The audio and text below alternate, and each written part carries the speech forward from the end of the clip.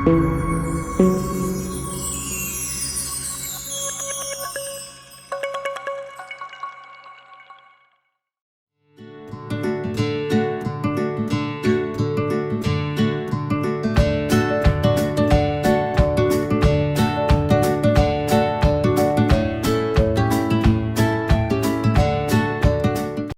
Dear student, good morning. Today is Saturday. पिछले Saturday को मैं नहीं आया था। जैसा कि मैंने आपको बताया हुआ है, अब कोई अगर ऐसा इंपॉर्टेंट इशू आएगा तो मैं अपनी तरफ से पूरी कोशिश करूंगा आपको एजुकेट करने का उस मुद्दे पर। मैं स्टूडेंट्स टॉपिक को देखें। यूएसए ने शीत युद्ध जीता था, पर किस कीमत पर? USA won the cold war, but on what cost? इस टॉपिक को मैंने क्यों चुना? आज आप देखो कि ढेर सारे लेक्चर्स हैं, ढेर सारे स्पीचेस दिए जा रहे, लेकिन वो सारे लेक्चर्स और स्पीचेस का टारगेट क्या है?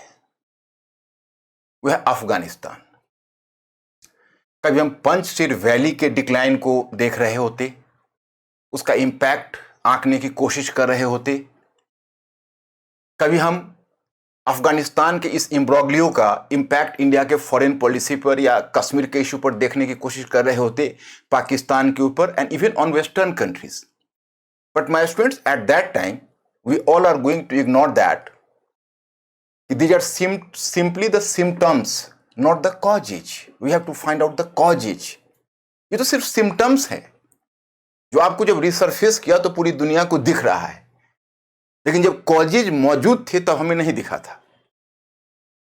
तो हम इन घटनाओं के कॉजेज में आपको ले चलते हैं, क्योंकि मुद्दा केवल टेररिज्म का ही नहीं है। मतलब अगर आप हमें डूमसेयर ना माने, डूमसेयर का मतलब यह होता है कि जो इस पेसिमिस्टिकली एक रॉन्ग फ्यूचर के अनाउंसमेंट करे। मैं ऐसा नहीं करता। हम अभी भी ऑप्टिमिस्टिक हैं, क्योंकि हर समस्या का जब वर्ल्ड वॉर चल रहे थे उस समय भी किसी ने ये नहीं सोचा था कि वर्ल्ड वॉर समाप्त होगा और एक पीसफुल वर्ल्ड रीएस्टैब्लिश होगा, शीत युद्ध समाप्त होगा और एक शांतिपूर्ण ढंग से फिर दुनिया अपने जीवन को आरंभ करेगी। उस समय किसी ने ये नहीं सोचा था, लेकिन हुआ। उसी तरह हम आशावादी हैं और उम्मीद करते हैं। लेकिन हम आपको एक चीज बताना चाहते हैं। पहले चलिए इस पे हम एक टर्म, इसको आप लोग बड़ी गंभीरता से लेंगे। यह टर्म है द बर्डन ऑफ हिस्ट्री।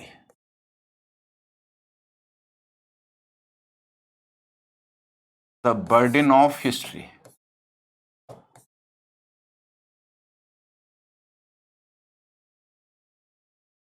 ये शब्द जब मैं लेक्चर देता हूं तो बहुत सारे स्टूडेंट्स को लगता है कि सिर्फ यह हिस्ट्री के बच्चों के लिए नहीं। जो भी सोशल साइंस पढ़ते हैं इस शब्द को बड़ी ही गंभीरता से लें, द बर्डन ऑफ हिस्ट्री। हम इस बात को रियलाइज नहीं करते हैं कि हम जो जीवन जी रहे हैं वो हिस्ट्री का हमारे ऊपर कर्ज है। That is a debt to us. और एक बात मैं आपको और भी बताना चाहूंगा कि कई बार इंटरव्यू से पहले, कई बार क्या लगभग हर बार, मुझे ढेर सारे बच्चों को बताना होता है। हालांकि मैं पहले क्लास में इसको क्लियर करने की कोशिश करता हूं कि जब इंटरव्यू बोर्ड में पूछा जाएगा कि हिस्ट्री आप क्यों पढ़ते हैं, तो उसका माकूल जवाब कौन होगा। ऐसा नहीं वो नहीं जानते, लेकिन माकूल जवाब की बात होती है। अब मैं स्टूडेंट्स, मैं आपको एक बात बताऊं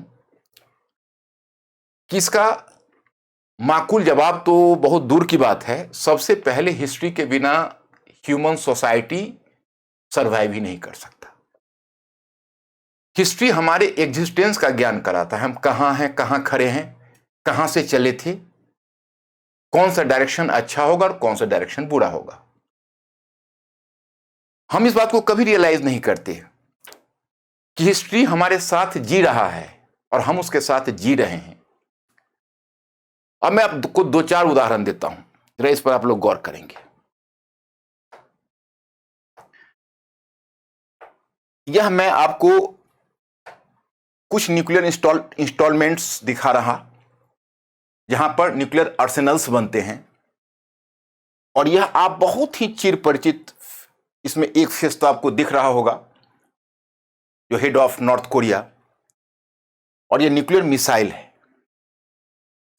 जो अभी ह्यूमन सिविलाइजेशन के लिए इमीडिएट खतरा है। चलिए, दूसरा टेररिज्म, ये तो बताने की जरूरत नहीं है, आप लोग टीवी पर प्रत्येक दिन देखते देखते अब तंग आ चुके होंगे, बोर हो चुके होंगे। तीसरा क्लाइमेटिक चेंज। आप देखिए अभी कि अभी जो inter governmental panel on climate change, जो उसकी 6 रिपोर्ट आई है, जो दुनिया के बारे में बता रही कि हमारे पास अब कार्बन स्पेस नहीं है, उसका पूरी दुनिया में इंपैक्ट शायद आपको इतना ज्यादा क्लाइमेटिक डिजास्टर से भरा हुआ वर्ष आपको पिछले एक डेकेड में नहीं लगा होगा जितना 2021। आप यूरोप देखें, आप अमेरिका देखें, आप एशिया देखें, आप इंडिया देखें, पर्टिकुलरली इतने सारे क्लाइमेटिक चेंज के इंपैक्ट आपको क्लियरली विजिबल हैं, दिख रहे हैं। तो यह क्लाइमेटिक चेंज का फैक्टर है, देखिए। और मैं चौथा आपको दिखाना चाहता, ये बच्चे, इनका कोई कसूर नहीं है, इनकी बचपना छिन रही है, they are under the mask. ये किसान जो खेत में जा रहे हैं, ये बच्चे जिन्होंने मास्क पहना हुआ है, इन सबको पता नहीं है कि they are just bearing the burden of history. वो इतिहास के अधिभार को ढो रहे हैं। वो इतिहास का अधिभार कहां है, वही मैं आपको बताना चाहता। हिस्ट्री हम पढ़ते नहीं, हिस्ट्री को हम जीते हैं। और मुझे ऐसा लगता है कि प्रत्येक जो एजुकेटेड पर्सन है उसको हिस्ट्री जानना चाहिए। और मुझे नहीं लगता कि कोई भी सोशल साइंटिस्ट या पॉलिटिकल साइंटिस्ट हिस्ट्री के नॉलेज के बिना अपने डिसिप्लिन में वो काम चला पाएगा। तो चलिए आते हैं, पहले हम इसकी चर्चा करते हैं और टाइटल पर लौटते हैं। हमारा टाइटल क्या है? हमारा टाइटल है यूएसए ने शीत युद्ध जीता था, पर किस कीमत पर। चलिए इसी पर आते हैं।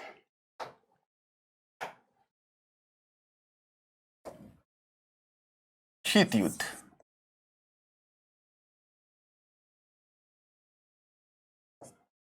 यानी कोल्ड वॉर।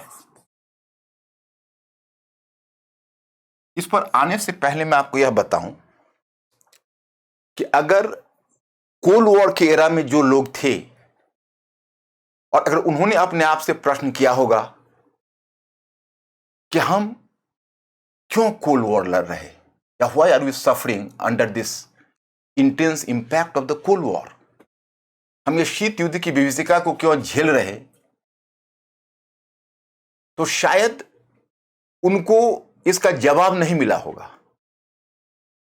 लेकिन अगर कोई स्कॉलर इस पर विचार कर रहे होंगे तो उन्हें दिख रहा होगा कि इसकी जड़ वर्ल्ड वॉर्स में है। World wars, second world war और first world war. First world war के बाद एक तरफ रशियन रेवोल्यूशन और दूसरा वर्ल्ड इकोनॉमिक डिप्रेशन।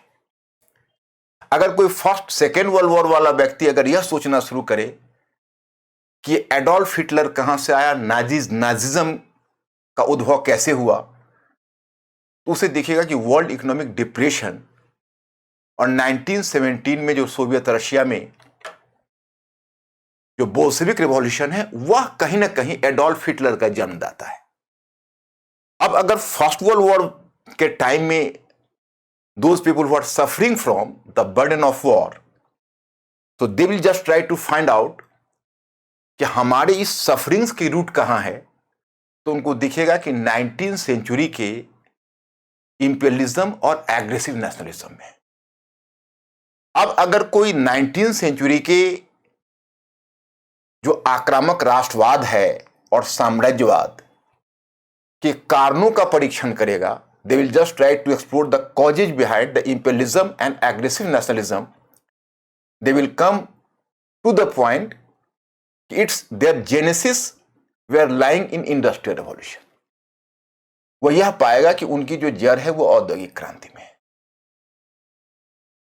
तो मतलब माय स्टूडेंट्स और व्यूअर्स बोथ, कि हमारा इतिहास पीछे की तरफ जब हम खोजते जाएंगे तो हर कुछ का कारण नजर आएगा और अंत में एक स्थिति ऐसी आएगी कि हम वहां से शुरू करेंगे जहां से इंसान पत्थर तोड़ता था। हम जब जब जिसको कहते हो बारबरस स्टेज से हम सिविलाइजेशनल स्टेज में आए, हम तरक्की करते गए, नई नई चुनौतियां आती गई। तो उसी प्रकार से अब कोल्ड वॉर को आप देखेंगे तो सबसे पहले बहुत सारे मेरे स्टूडेंट्स के मन में जिज्ञासा होगी, सर ये कोल्ड वॉर क्या है, एक कोल्ड वॉर पर लेक्चर दे देते। लेकिन मैं स्टूडेंट्स, ये आप दूसरे लोगों के लिए छोड़ दीजिए, मेरे लिए यह काम दीजिए, क्योंकि मैं आपको बिग पिक्चर दिखा सकूं। क्योंकि मैं यूट्यूब लेक्चर में, रेगुलर क्लास में तो एक स्मॉलर स्मॉलर पिक्चर लेकर चलना पड़ता है, फिर पिक्चर दिखाना पड़ता है। लेकिन आपका जो यूट्यूब लेक्चर होता है उसमें कभी भी हम इस बात को पसंद नहीं करते कि आपको कोई स्मॉल पिक्चर दिया जाए। वो तो बहुत साधारण सी चीज है, आप पुस्तक में पढ़ सकते हो, आप किसी मैगजीन्स, जर्नल्स, आर्टिकल्स में दिख सकता है। लेकिन उनके आपस में जो परस्पर संबंध है वो किसी पुस्तक में नहीं मिलती। For that you are suppose to be a thinking creature, या फिर किसी स्कॉलर को सुनना पड़ेगा आपको। और इसीलिए मैं हमेशा आपके इस लेक्चर में उन्हीं बातों को तरजीह देता हूं। तो कोल्ड वॉर एक बड़ा ही कॉमन टर्म है। किसने इस शब्द को जन्म दिया, कई तरह के विचार हैं इसके लिए। एक वॉल्टर लिपमैन नामक स्कॉलर की बात होती है, कुछ लोग जॉर्ज ऑरवेल की भी बात करते हैं। व्हाटएवर में भी कोई भी इस शब्द के प्रोपोगेटर हो, एक्सपोनेंट हो, हमें उससे कोई लेना देना नहीं। हम सिर्फ यह आपको बताना चाहते हैं कि सेकेंड वर्ल्ड वॉर के बाद जब दुनिया एक बार शांति के लिए आगे बढ़ रही थी तो उस समय एक बड़ा डिफरेंट टाइप का वॉर स्टार्ट हो गया। It was not properly a war with weapons but rather a psychological as well as the diplomatic war between the two military blocs and two powerful blocs, USA and USSR, और capitalist और socialist. मतलब यह जिस समय दुनिया शांति की तरफ बढ़ रही थी और द्वितीय विश्व युद्ध हो चुका था, उस समय दो गुट बन चुके थे। एक पूर्वी यूरोप का समाजवादी गुट जिसका लीडरशिप सोवियत रूस कर रहा था, एक कम्युनिस्ट कंट्री था, एक कम्युनिस्ट ग्रुप था। और दूसरी तरफ यूएसए, जो कि ब्रिटेन का डिक्लाइन हो चुका था, कभी वह बहुत बड़ा इकोनॉमिक सुपर पावर हुआ करता था और उसका मिलिट्री हार्डवेयर भी उसका सबसे स्ट्रांग हुआ करता था। लेकिन टू वर्ल्ड वॉर्स में वो डिवास्टेट हो गया और उसकी जगह ले ली थी यूएसए ने। तो ये दो गुट आ गए थे और सबसे बढ़कर इसके साथ न्यूक्लियर वेपन्स भी आ गया था। दोनों के पास बड़े ही मारक हथियार थे, बड़े ही विनाशक हथियार थे। तो खुले युद्ध में दोनों में कोई उतरने का खतरा, जोखिम मोल नहीं लेता। तो बदले में वो एक दूसरे के विरुद्ध अपने प्रभाव क्षेत्र का इस्तेमाल करना चाह रहे थे। स्कॉलर्स ने उसे नाम दिया कोल्ड वॉर। ये एक तरह का बैलेंस ऑफ पावर ही नहीं, बैलेंस ऑफ टेरर भी था, बैलेंस ऑफ फियर भी था। क्योंकि दोनों पक्षों के पास मारक हथियार थे तो कोई भी आगे बढ़कर पहले की तरह अटैक नहीं कर सकता था। तो जो कॉन्वेंशनल वॉरफेयर था वह एक तरह से ऑब्सोलीट हो चुका था। जो परंपरागत युद्ध प्रणाली थी वह लगभग अब निष्क्रिय हो चुकी थी या अपेक्षाकृत कम महत्वपूर्ण हो चुकी थी। और अब महत्व रह गया था इस नए मेथड ऑफ वॉरफेयर का, युद्ध की इस नई प्रणाली का, जिसे हम कोल्ड वॉर कहते हैं। अब मैं यहां पर बताना चाहता हूं कि लीडरशिप में अब कॉकपिट पर बैठ गया यूएसए ने। तो अब हमें यह देखना है, बस इतना ही मैं आपको 4-5 बिंदु इसमें बताना चाहूंगा, ज्यादा नहीं, कि इस कोल्ड वॉर जो कि लगभग 4 दशकों तक चला है, it started almost from 1945-46 and ended up to 1990। तो मतलब 1945-46 से आरंभ हुआ, 1990 पर जाकर यह समाप्त होता है। वैसे इसका औपचारिक घोषणा जो अमेरिकन प्रेसिडेंट ट्रूमैन ने की थी, उसने मार्च 1947 में की थी, जब उसने कोल्ड वॉर शब्द जब उसने एक हम युद्ध छेड़ते हैं स्पष्ट रूप से सोवियत रूस के विरुद्ध एक युद्ध छेड़ने की घोषणा की थी। तो यहां पर मैं आपको यह बताना चाहता कि यह यूएसए ने उस समय ऐसा क्या कर दिया जिसका बर्डन आज हम ढो रहे हैं। सिर्फ हम यहां अफगानिस्तान के कंटेक्स्ट में नहीं बता रहे, दुनिया में आज जितने भी खतरे हैं उन खतरों की जड़ हमें कोल्ड वॉर में दिखाई देती है। अब चलिए पहले हम आपको बताते हैं कि जैसे एक टर्म, आप कोल्ड वॉर को ही देखिए, शीत युद्ध। तो एक शब्द आपको मिलेगा, जैसे पहले अगस्त 1941 में, मैं हिंदी में ही लिख देता हूं, अगस्त 1941 में एक ब्रिटेन और यूएसए ने मिलकर एक महत्वपूर्ण घोषणा की थी। वो महत्वपूर्ण घोषणा का नाम है अटलांटिक चार्टर। कई बार पीछे भी हम शायद अटलांटिक चार्टर का रेफरेंस दे चुके होंगे। अगस्त 1941 में एक्चुअली ब्रिटिश प्रधानमंत्री मिस्टर चर्चिल बार बार यूएसए के प्रेसिडेंट रूजवेल्ट को गुहार कर रहा था। He was requesting Roosevelt to get participated in the Second World War on the behalf of the Allied powers.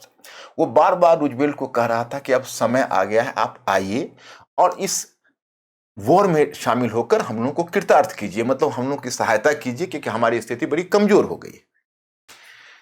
और रूजवेल्ट इसको टाल रहा था, क्योंकि रूजवेल्ट का उस समय अपना नेशनल इंटरेस्ट वैसा नहीं लग रहा था वॉर में आने का।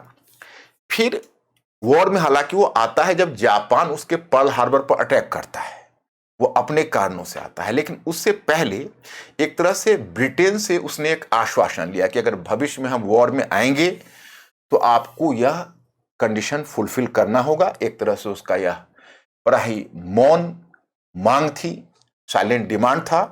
और अटलांटिक महासागर में एक शिप पर बैठा British prime minister mister Churchill के साथ अमेरिकन प्रेसिडेंट रूजवेल्ट, और उन दोनों ने मिलकर एक दस्तावेज पर हस्ताक्षर किया, मतलब एक ड्राफ्ट को साइन किया, जिसका नाम था अटलांटिक चार्टर। इन अगस्त 1941 की बात बता रहा हूं, मतलब अगस्त 1941।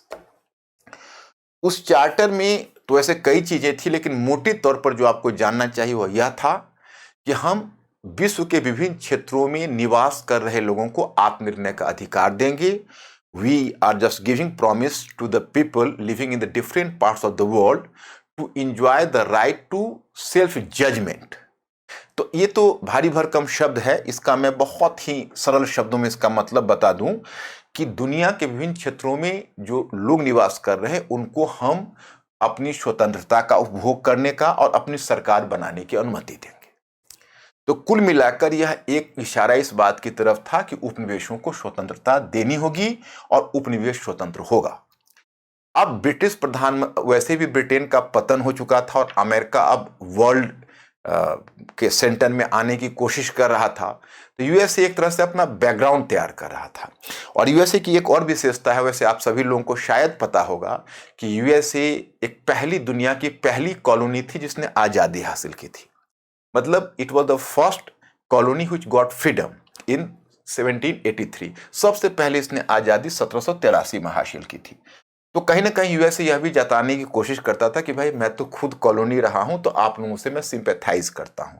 मतलब इन तृतीय, अभी तो तृतीय विश्व शब्द कहना उचित नहीं है, जो उपनिवेश थे उन उपनिवेशों के विश्वास जीतने की यूएसए बार बार कोशिश करता था। यह भी उनका अपना एक नव साम्राज्यवाद था, न्यू इंपीरियलिज्म था, क्योंकि यूएसए का यह एक तरह से प्रोपेगेंडा कैंपेन था। अब चलिए, हस्ताक्षर चर्चिल को करना पड़ा, इसको कहते हैं अटलांटिक चार्टर। तो जिस समय यूएसए दुनिया के पटल पर आया तो ऐसा प्रतीत हुआ कि अब दुनिया में डेमोक्रेसी आएगी, और सबसे बढ़कर है कि कस्टोडियन ऑफ डेमोक्रेसी के रूप में या डेमोक्रेसी के सबसे बड़े प्रस्तावक के रूप में यूएसए इमर्ज करेगा। पूरी दुनिया की निगाह इसके ऊपर टिकी। अब दिक्कत ये हुई कि जब इसने स्वतंत्रता की बात की और जो नए नए उपनिवेश थे, उन उपनिवेश जब एशिया अफ्रीकी, मतलब एशियन अफ्रीकन कॉलोनीज थे, और मुख्य रूप से पावर्स कितने थे, तो ब्रिटिश थे, फ्रेंच थे, डच थे, पोर्चुगीज थे, बेल्जियम थे, इन सबों ने अपना उपनिवेश बना रखा था। हालांकि इसके पीछे यूएसए का अपना स्वार्थ भी था, लेकिन मैं अभी उस दिशा में नहीं जाना चाहूंगा कि उसका क्या सेल्फ इंटरेस्ट था। तो कुल मिलाकर उसने कॉलोनीज की स्वतंत्रता का आश्वासन दिया, बहुत अच्छी बात है। अब इसी बीच कोल्ड वॉर छिड़ गया। कोल्ड वॉर ऐसे छिड़ा कि वो सेकेंड वर्ल्ड वॉर में सोवियत रूस और यूएसए, ब्रिटेन सभी मिलकर लड़ रहे थे नाजी जर्मनी के अगेंस्ट में। लेकिन चूंकि दोनों की विचारधारा और दोनों के इकोनॉमिक मॉडल में, दोनों के आर्थिक मॉडल में टकराहट थी, तो इसलिए दोनों एक दूसरे के प्रति एक म्यूचुअल डिस्ट्रस्ट भी रखते थे, एक दूसरे के प्रति अविश्वास था। और उसी अविश्वास के क्रम में एक दो घटनाएं ऐसी होती गई कि दोनों के बीच अलगाव हो गया, और फाइनली इसमें कोल्ड वॉर शुरू हो गया। तो जब कोल्ड वॉर शुरू हुआ तो अब समस्या देखो यही यूएसए है। इसका सबसे पहला हिपोक्रेसी मैं आपको बता रहा हूं कि जब इसने स्वयं उपनिवेशों को स्वतंत्रता का आश्वासन दिया था कि हम राइट टू सेल्फ जजमेंट देंगे, तो इसका मतलब है कि एशियो अफ्रीकन देशों को अब प्रजातंत्र से सभी साक्षात्कार करेंगे, सभी अपने डेस्टिनी के साथ साक्षात्कार करेंगे।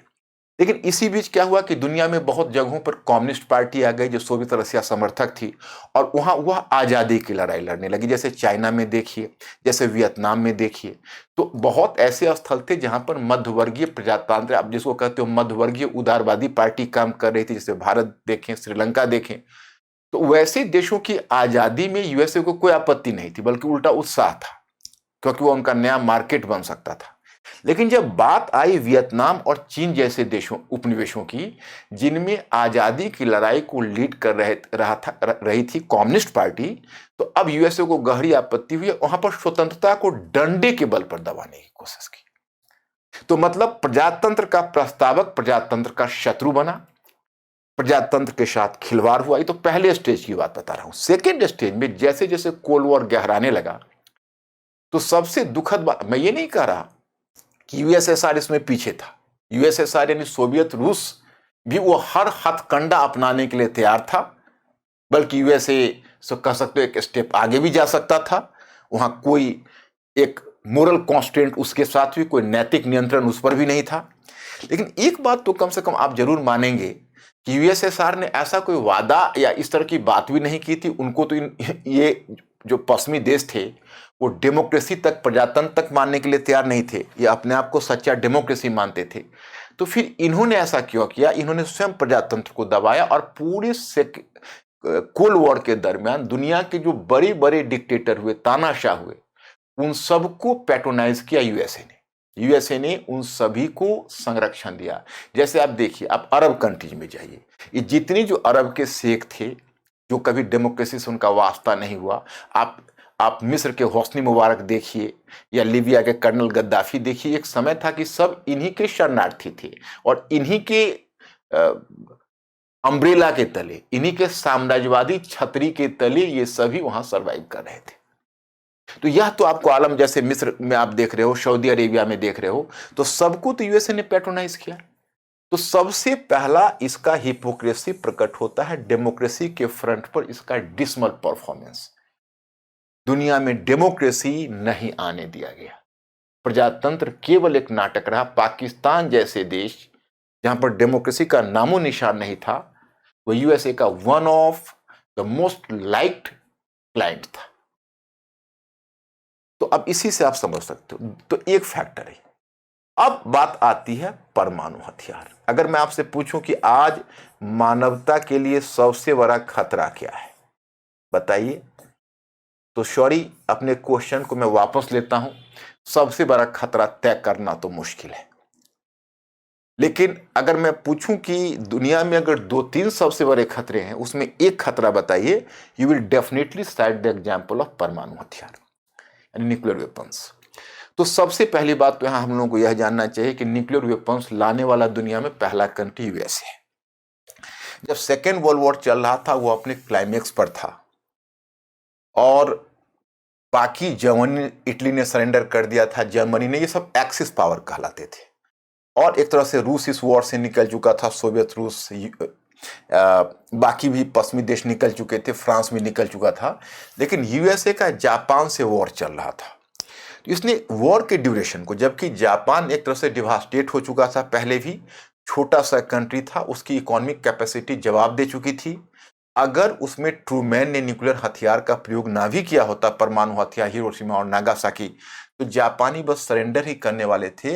इंटेलिजेंस ने यह सूचना पहले दे दी थी, सिर्फ इसलिए कि जापान में कहीं सोवियत रूस भी न चला जाए और जापान के एक भूभाग पर वह भी न कब्जा कर ले, जैसा उसने कोरिया पर किया था। तो इस डर से यूएसए ने उस पर परमाणु हथियार चला दिए। 6 और 9 अगस्त 1945 को दुनिया में अगर परमाणु हथियार के भविष्य का अगर दुनिया एक बार देख सकी तो यूएसए के तत्वाधान में। अब एक बार इसने हाथ लगा दिया तो दौर शुरू हो गई। अब सबसे पहला तो इसका राइवल सोवियत रूस था, और सोवियत रूस के पास रिसोर्सेस भी थे। तो सोवियत रूस पीछे हटने वाला कहाँ था। स्टालिन ने पहले ही प्रण ले लिया कि हम परमाणु हथियार लाएंगे, और अंत में 1949 में यूएसएसआर ला दिया। फिर 1953 में जो 1953 में इसका फिर आप कहोगे कि इसका एक्सपेरिमेंट फिर ब्रिटेन ने किया। 53 में ब्रिटेन के पास आ गया, 1960 में फ्रांस आ गया, क्योंकि फ्रांस ने अपना प्रयोग कर लिया। और फिर 1964 में चीन जब विस्फोट करता है और चीन जब इसका पहला ट्रायल करता है, तो उसके बाद जो पश्चिमी देश है उनकी आंखें चमकने लगी और उनके मतलब कान खड़े हो गए। उन्हें लगा कि अरे अब तो नॉन व्हाइट कंट्री भी इसमें आ गया। तब अंत में वो पहले ले आए, आप एनपीटी का नाम सुना होगा, नॉन प्रोलिफरेशन ट्रीटी, ताकि हम जितने देश केवल परमाणु हथियार यूज करते हैं, सिर्फ वही वो परमाणु हथियार को बढ़ा सकते हैं। माने परमाणु हथियार का वर्टिकल एक्सपेंशन हो सकता है, परंतु ओरिजेंटल एक्सपेंशन नहीं। कोई नए कंट्रीज को नहीं अपना सकते। और 1968 में उन्होंने एनपीटी लाया, non proliferation treaty lie. This is the point. अब मैं यहां पर माय स्टूडेंट्स एक और दिलचस्प बात आपको बताना चाहूंगा कि यह तो उनका यूएसए का प्रॉमिस है, दुनिया पर दबाव दे रहे हैं, इंडिया पर दबाव दे रहे हैं, बाकी कंट्रीज पर दबाव दे रहे थे कि नहीं, न्यूक्लियर वेपन्स नहीं आना चाहिए। इन द मीन टाइम इनका दूसरा हिपोक्रेसी देखो। एक परमाणु हथियार स्वयं लाए, जो आपने जापान में इसका प्रयोग देखा। अब दूसरा इनका हिपोक्रेसी इसी में बताता हूं। 1971 में इंडिया और पाकिस्तान के बीच एक वॉर हुआ। आपने इंडो पाक वॉर के बारे में सुना होगा। तो पहली बात तो पाकिस्तान ने इंडिया को मात कई मोर्चे पर देने की कोशिश की थी। एक तो वह यूएसए का बड़ा ही क्लोज एलाई था एशिया में, और यहां पर दो उसके मिलिट्री ऑर्गेनाइजेशंस बने थे। एक बना था 1954 में SEATO, South East Asian Treaty Organisation, जो वियतनाम के अगेंस्ट में बना था, और दूसरा बना था उसका सेंटो, जो पहले इजिप्ट के अगेंस्ट में बना था, और वह था सेंट्रल ट्रीटी ऑर्गेनाइजेशन। तो ये दोनों ट्रीटी ऑर्गेनाइजेशन में पाकिस्तान इनका मेंबर था। और ये तो हुआ एशिया की बात। इसके अलावा पाकिस्तान से उनको बहुत तरह के लॉजिस्टिक सपोर्ट, वहां पर उनका मिलिट्री अड्डा था, और पाकिस्तान उनके लिए काफी मतलब सैनिक दृष्टि से उनके लिए काफी उपयोगी था।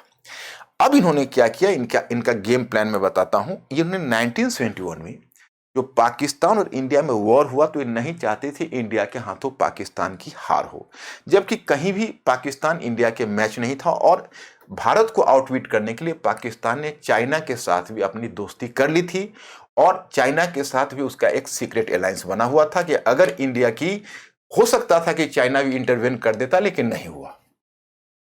अब इंडिया ने इन अमेरिका, पाकिस्तान और चीन, इनके त्रिगुट को काउंटर करने के लिए 1971 में सोवियत रूस के साथ 20 इयर्स की ट्रीटी की। हालांकि यह कोई सैनिक गठबंधन नहीं था स्पष्ट रूप में, एक पीसफुल ट्रीटी थी या एक फ्रेंडशिप ट्रीटी थी, लेकिन इसके पीछे कहीं ना कहीं छुपा हुआ उद्देश्य अवश्य था। क्योंकि उस समय इंडिया के पास परमाणु हथियार नहीं थे, तो उसे लगता था कि भाई आखिरकार सोवियत रूस हमें परमाणु छतरी प्रदान करेगा। यह कहीं ना कहीं थी, और इंडिया का इसको फायदा भी मिला। अब वॉर में जब पाकिस्तान को शिकस्त मिली, जब उसके 90,000 सोल्जर्स ने सरेंडर किया बांग्लादेश में, मात्र 11 दिनों तक यह वॉर चला था। उस वॉर के बीच ही जब ऐसा लगने लगा अमेरिकन प्रेसिडेंट निक्सन को कि अब पाकिस्तान लूज कर जाएगा, तो निक्सन ने वहीं से एक तरह से चेतावनी दी कि हम परमाणु ऑप्शन का उपयोग कर सकते हैं। और ऐसा यूएसए प्रेसिडेंट ने पहली चेतावनी नहीं दी थी। मैं आपको बताऊं, इससे पहले वह कहीं ना कहीं वियतनाम के मुद्दे पर दे चुका था। आप इतिहास में जाएंगे तो आप बर्डन ऑफ हिस्ट्री देखेंगे। इतिहास के अंदर अगर आप जाएंगे तो आप देखेंगे कि जब वियतनाम को यूएसए ने बांटने की कोशिश की, उससे पहले वो फ्रांस का उपनिवेश था।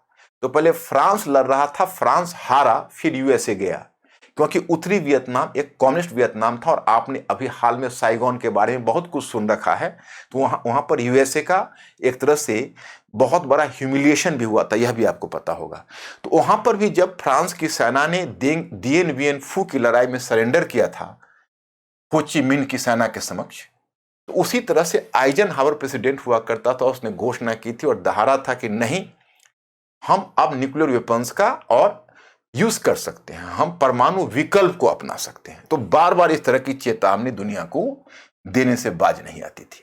तो अब सेकेंड टाइम यह हुई तो उसमें इंदिरा गांधी ने जनरल मानेकशॉ को बुलाकर पूछा कि अगर यूएसए न्यूक्लियर वेपन्स का इस्तेमाल करता है तो फिर क्या होगा।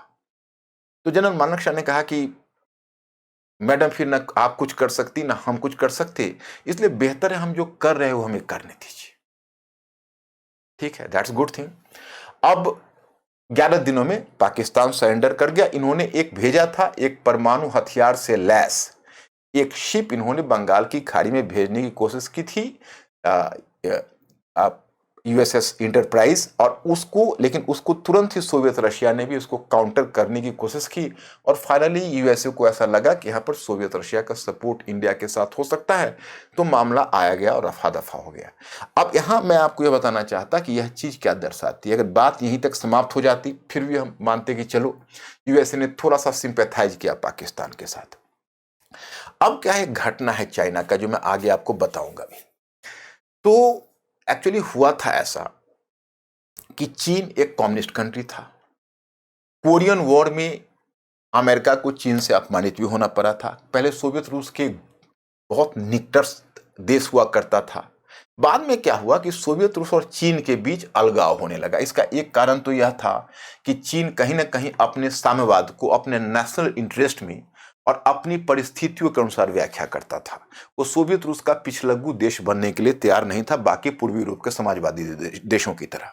और दूसरा तो एज ए नेशन चाइना तो बहुत ही अनप्रिडिक्टेबल है, ये तो आप बहुत ही अच्छे ढंग से जानते हो। और फिर बॉर्डर को लेकर या 1 इंच भूमि को लेकर या बॉर्डर इंक्रोचमेंट चीन की बड़ी पुरानी बीमारी है। तो एक उसूरी रिवर था, उसमें सोवियत रूस और चीन का बॉर्डर मिलता था। तो जहां चीन ने कोशिश की कि उसूरी रिवर के इस लैंड पर इनक्रॉच करे, लेकिन इस बार तो ऊंट पहाड़ के नीचे था, सोवियत रूस से तो उससे बहुत ज्यादा पावरफुल था। तो सोवियत रूस ने वहां से उसको पीटकर भगा दिया। उसकी आर्मी जो इनक्रॉच कर रही थी, सोवियत आर्मी ने उसको भगा दिया पीटकर। तो पीटने के बाद वो वैसे भी बड़ा ही दुखी हुआ पड़ा था। तो उसके कमजोर नस को टटोला एक यूएसए के डिप्लोमेट ने, आपने नाम सुना होगा, अभी भी जीवित हैं और बड़े ही कह सकते हो एक, he is suppose to be a very illustrious figure in international diplomacy. You might have heard the name of Henry Kissinger. तो हेनरी किसिंगर महोदय थे, उन्होंने अपने ढंग से बहुत सारा अध्ययन किया था और पाया था कि चीन यूएसए का बड़ा ही नेचुरल फ्रेंड हो सकता है, क्योंकि दोनों देश में बहुत बातों में समानता है। उनकी मैंने कई पुस्तकें पढ़ी हुई है। एक मैंने पढ़ी थी 2011 में, उन्होंने लिखा था ऑन चाइना, वो भी पढ़ा था। और फिर एक 2014 में उन्होंने लिखा था द वर्ल्ड ऑर्डर। इससे पहले मैं बहुत पहले पढ़ चुका हूं उनका एक और भी टेक्स्ट था डिप्लोमेसी, वो मैंने पढ़ा था वियना कांग्रेस पर, उन्होंने लिखा हुआ था उसको समझने के लिए। और बैलेंस ऑफ पावर के कॉन्सेप्ट के बहुत ही बेजोर एक्सपोनेंट रहे हैं। अभी भी जो अफगानिस्तान में जो प्रॉब्लम आई है उस पर भी उनका एक आर्टिकल आया था हेनरी किसिंगर का कि यूएसए को क्यों वहां पर शिकस्त मिली। ट्रंप तक भी वो एडवाइस कर रहे थे, बीच में ट्रंप ने भी उनको इन्वॉल्व किया था। तो हेनरी किसिंगर ने प्रेसिडेंट निक्सन को समझाया कि मौका आ गया है कि सोवियत रूस को कमजोर करने के लिए चीन को आप अपना फ्रेंड बना लीजिए। तो 1971 में उसने चीन की यात्रा की। फिर उसने, उस समय माओ सेतुंग चीन का हेड हुआ करता था, बहुत हार्डलाइनर प्रेसिडेंट हुआ करता था, लेकिन उसे भी यूएसए के साथ दोस्ती करने में बहुत सारे फायदे नजर आए। और फिर निक्सन ने भी चीन की यात्रा की और दोनों के बीच एक संबंध बना, एक एक कह सकते हो एक अंडरस्टैंडिंग बनी। अभी हाल में मैं एक न्यू वर्ल्ड ऑर्डर, संजय बरू और एक और ऑथर मिलकर उन्होंने उसको पब्लिश किया, उसको मैंने पढ़ा था। तो इस बात पर मेरा भी ध्यान उस पुस्तक को पढ़ने के बाद गया कि देखिए संजय बरू ने इस बात को लिखा है कि देखिए अभी हम सभी लोगों का ध्यान है सिर्फ चाइनीज कम्युनिस्ट पार्टी जो शताब्दी मना रही है उस पर हमारा ध्यान है, लेकिन शायद किसी को इस बात का ध्यान नहीं है कि there should be the half a centenary of the important event, another important event also. And what is this? That is the, you can say, understanding between USA and China against Soviet Russia. मतलब 1971 में USA का और चीन का एक दूसरे का करीब आना अंतर्राष्ट्रीय राजनीति की बहुत बड़ी घटना थी। खैर यहां तक तो ठीक है। अब मैं आपको यह बताना चाहता कि अब यूएसए ने चीन को चुपके से एडवाइस किया कि आप पाकिस्तान को न्यूक्लियर वेपन्स बनवा दीजिए, but you have to help Pakistan to manufacture nuclear weapons. अब बताइए, आज जो पाकिस्तान में परमाणु हथियार है, जो अफगानिस्तान की घटना, पाकिस्तान में आर्मी, आईएसआई इनकी गतिविधियों को देखकर पूरी दुनिया डरी हुई है कि पाकिस्तान एक फेल्ड स्टेट है, उसके पास full fledged military nuclear Arsenal's है, और वहां पर कोई सिविलियन गवर्नमेंट एग्जिस्ट नहीं करे। कहेंगे आप Imran Khan, he is not a civilian government, ये वो जस्ट वो एक कवर है, एक सिविलियन गवर्नमेंट का कवर है, उसके पीछे आर्मी और आईएसआई काम कर रही है। तो ऐसी स्थिति में वहां पर एक परमाणु हथियार रहना दुनिया का सबसे बड़ा डेंजर है। और दुनिया की इस डेंजर में किसने रखा? यूएसए ने। और जब पाकिस्तान ने न्यूक्लियर वेपन्स बनाया, उससे पहले इराक ने कोशिश की थी परमाणु हथियार बनाने की, लेकिन इजराइल ने उस पर अकस्मात हमला करके उसके पूरे प्रोग्राम को डिस्ट्रॉय कर दिया था। तो जब पाकिस्तान, उसका नाम दिया गया था इस्लामिक बॉम्ब, कई इस्लामिक देश उसको मिलजुल कर सपोर्ट कर रहे थे इराक, वो विफल हो गया। फिर पाकिस्तान ने भी उसको इस्लामिक बॉम्ब का नाम दिया, और उस समय सऊदी अरेबिया की तरफ से भी कुछ फंडिंग हुई थी पाकिस्तान को, क्योंकि ये बहुत कॉस्टली अफेयर है। न्यूक्लियर वेपन्स बनाना कोई हंसी खेल नहीं है, ये बहुत कॉस्टली अफेयर है, और इसको बहुत सारे कंट्रीज फाइनेंशियली अफोर्ड नहीं कर सकते।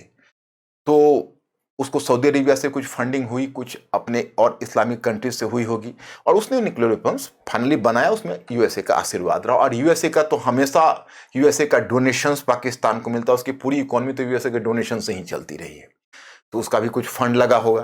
तो इस प्रकार से उसका परमाणु हथियार बनकर तैयार होता है। इधर इंडिया की स्थिति यह थी कि जब वो इस तरह से अमेरिकन प्रेसिडेंट निक्सन का जब इस तरह की वार्निंग आई, तो इससे इंडियन हुक्मरान भी अब थोड़ा सावधान हो गए कि भाई परमाणु हथियार आज की तारीख में बहुत बड़ा स्टेक है, और विशेषकर जब चाइना के पास वेपन्स है और चाइना इंडिया के प्रति हॉस्टाइल है, और पाकिस्तान भी अभी इस एडवेंचर की तरफ जा रहा है, तो श्रीमती गांधी, मिसेज गांधी ने भी इस एडवेंचर को शुरू कर दिया कि हमें धीरे धीरे बढ़ना चाहिए। लेकिन खैर चलिए, थैंक्स गॉड, ये बेस वर्क करके रखे थे होमी जहांगीर भाभा। होमी जहांगीर भाभा की अपनी दिलचस्प कहानी थी। होमी जहांगीर भाभा चाहते थे कि इंडिया के पास न्यूक्लियर वेपन्स हो, विशेषकर जब 1964 में जब चीन ने एक्सप्लोजन किया, उससे पहले इंडिया के पास कैपेसिटी थी। आप यही समझ लें कि अगर 1964 से पहले इंडिया ने एक्सप्लोजन कर लिया होता, तो आज इंडिया न्यूक्लियर क्लब में होता और दूसरे को डिक्टेट कर रहा होता। लेकिन उस समय पंडित जवाहरलाल नेहरू आइडियलिज्म से इन्फेक्टेड थे। पंडित जवाहरलाल नेहरू ने एक दो जगह पर ऐसी ऐतिहासिक भूलें की है जिसकी कीमत, इतिहास का तो बर्डन ऑफ हिस्ट्री आपको कभी माफ नहीं करता, वह तो आपको कहीं ना कहीं, तो उसमें होमी जहांगीर भाभा ने उनको पहले राजी करने की कोशिश की थी। तो उसमें पंडित जवाहरलाल नेहरू ने कह दिया कि नहीं नहीं, हमें न्यूक्लियर वेपन्स की तरफ, हम पीसफुल वर्ल्ड का सपना देख रहे हैं, हमको परमाणु हथियार जैसी घातक चीजें नहीं बनानी। तो होमी जहांगीर भाभा उनसे बहुत प्रतिवाद नहीं करते थे, क्योंकि उनकी बड़ी रेस्पेक्ट करते थे। नेहरू का बहुत ही लार्जर देन लाइफ इमेज था, वह एक वर्ल्ड आइकॉन फिगर थे, तो उनसे उनका दबदबा ब्यूरोक्रेसी पर बहुत ज्यादा होती थी। अब उनकी गुजरने के बाद, और उसी समय चाइना ने एक्सप्लोजन कर लिया, तो चाइना के एक्सप्लोजन के बाद तब यहाँ पर पार्लियामेंट में भी अटल बिहारी वाजपेयी उसमें यंग लीडर हुआ करते थे, उन्होंने भी दहाड़ना शुरू किया कि इंडिया को न्यूक्लियर वेपन्स बनाना चाहिए। और सबसे बड़ी बात यह है कि होमी जहांगीर भाभा इंडियन गवर्नमेंट को बार बार एश्योर कर रहे थे कि देखिए, हम बहुत ही कम कीमत पर इसे बना सकते हैं, हमारे पास इतनी कैपेसिटी है कि हम बहुत कम कॉस्ट पर इसको मैन्युफैक्चर कर सकते हैं। अब आए लाल बहादुर शास्त्री, तो लाल बहादुर शास्त्री के साथ उनका विवाद शुरू हो गया, क्योंकि वो लाल बहादुर शास्त्री से प्रतिवाद करने के लिए तैयार थे कि हम न्यूक्लियर वेपन्स क्यों नहीं बना सकते। लाल बहादुर शास्त्री नहीं माने, उन्होंने कहा कि नहीं, हमने यूएसए से बात कर ली है, जब जरूरत पड़ेगी तो यूएसए इंडिया को परमाणु छतरी देगा, परमाणु न्यूक्लियर अम्ब्रेला। अब न्यूक्लियर अम्ब्रेला का कॉन्सेप्ट यह होता है कि अगर कोई तीसरी शक्ति आप पर दबाव बनाएगा तो यूएसए आपकी सहायता में खड़ा हो जाएगा। कितना रिलायबल चेप है आप तो देख ही रहे हो, आप तो इसके चश्मदीद गवाह हो। होमी जहांगीर भाभा यहाँ से ही फ्लू टू यूएसए डायरेक्टली, मैंने एक प्राइवेट अपने खर्च से यहाँ से यूएसए गए, और जाकर अमेरिकन प्रेसिडेंट, उस समय अमेरिकन प्रेसिडेंट इन 1963 की बात में, 1964 की बात बता रहा हूँ, 64 की बात बता रहा हूँ, तो उसी समय क्यूबा पर्चेपास संकट हुआ था, क्यूबा मिसाइल क्राइसिस, और जॉन एफ कैनेडी वहां का प्रेसिडेंट था। उसको जाकर इन्होंने इतना तक समझाने की कोशिश की कि विश्वास करिए, हमारा जो न्यूक्लियर वेपन्स है वो कहीं ना कहीं चाइना जो एक कम्युनिस्ट कंट्री है उसको काउंटर बैलेंस करेगा, जो आपके फायदे की चीज है, क्योंकि शीत युद्ध का समय था और बात यहाँ कैपिटलिस्ट, और उस समय चाइना यूएसए के कैंप में नहीं था। लेकिन जॉन एफ कैनेडी, इंडिया का उस समय लक थोड़ा खराब निकला, जॉन एफ कैनेडी ने अनुमति नहीं दी। उसने उस समय थोड़ा क्यूबा पक्षपात संकट में एक वॉर होते होते बचा था सोवियत रूस और यूएसए के बीच।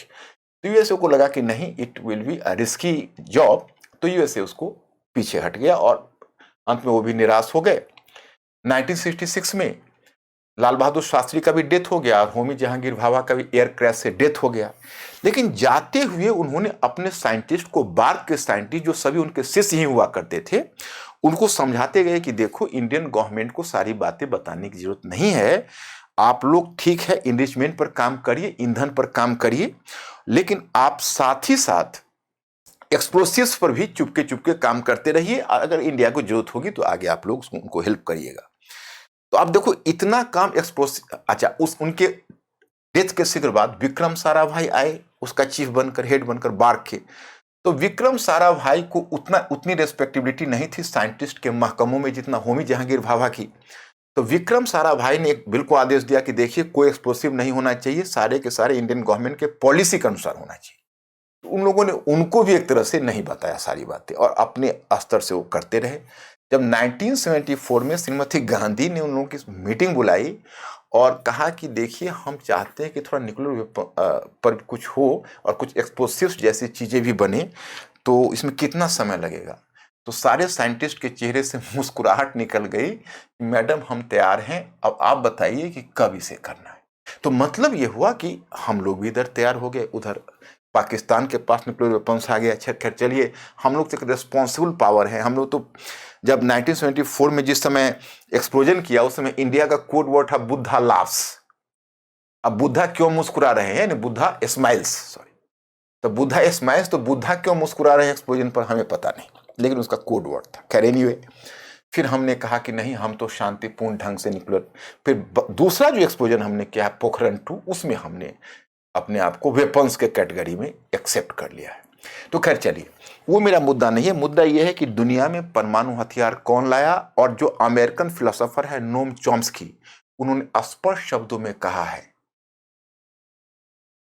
कि दुनिया में आज दो चीजें हैं जो दुनिया को विनाश कर सकती है, कैपेसिटी रखती है। उनकी एक बुक निकली थी पिछले वर्ष, एक इन्वायरमेंटल प्रॉब्लम यानी पर्यावरणीय संकट, और दूसरा परमाणु हथियार। उस समय जिसमें उन्होंने पुस्तक लिखी थी, तब तीसरी और चौथी की तरफ उनकी निगाह नहीं थी। तो ये आपका दिख गया। अब मैं आपको बताना चाहता कि एक परमाणु हथियार, इसमें यूएसए का रोल आपने देख लिया। अब आप तीसरा संकट देख लीजिए, और ये तीसरा संकट है पर्यावरण संकट, इन्वायरमेंटल प्रॉब्लम। अब ये पर्यावरण संकट आप देखिए पूरी दुनिया में इस बार केवल प्राकृतिक आपदा से, and you can say through natural disaster, through floods, through you can say heat wave, through I think जो